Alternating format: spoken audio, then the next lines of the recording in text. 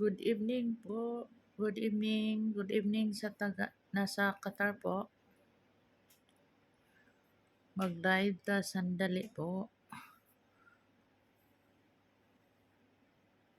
May isabi ako sa inyo na kung gaano katagal dito sa Qatar. Sobrang tagal na ko na dito. Mga kabayan, magbisaya na lang tayo kabayan ha. Magbisaya na lang tayo. Nagsugod ko diri sa Qatar 2003 hanggang ngayon 2024. Grabe, dugay na kayo kabayan sa sobrang kadugay. Ikapoy na dyan ko kabayan, gusto na ko pahulay. Pero kinanglan pa mag-ipon-ipon para na sa akong kaugalingon. Minyo na akong anak kabayan, 5 ang akong anak.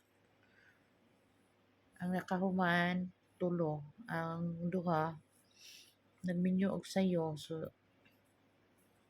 sila may walay mga trabaho.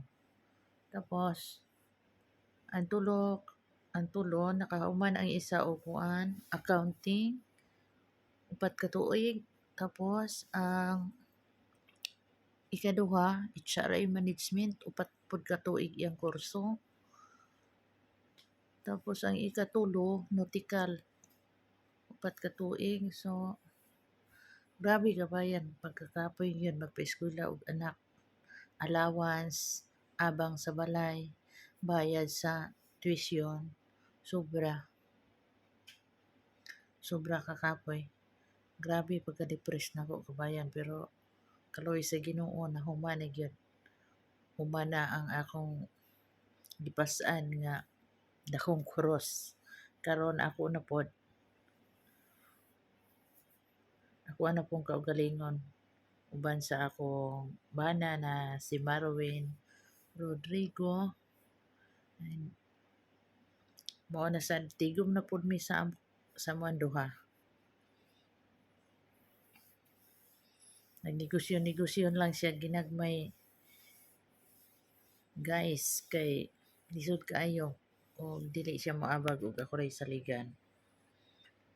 Nami bukiran, nami buhi nga manok, pabo. So abot lang tamara na gyud ko guys, gikapoy na gyud ko balik-balik diri sa Qatar. Imagine na guys, pila ka tuig, 2003 niya karon 2024 na. Sos, ya kaduha pa ko na operahe diri guys sa akong uterus. Naoperahan ko diri. Pait kayo guys na maoperahan ka nga layo sa imong pamilya. Halos ko maligo sa akong luha pag-opera na, kay nahadlok ko guys, nahadlok ko og unsa ka ko ani no, basin mamatay ako ini mag-opera nya wala ang akong anak, unsaon na lang nako. So lisod kay guys magpa-opera ka nga wala kasi kiliran sa imong pamilya.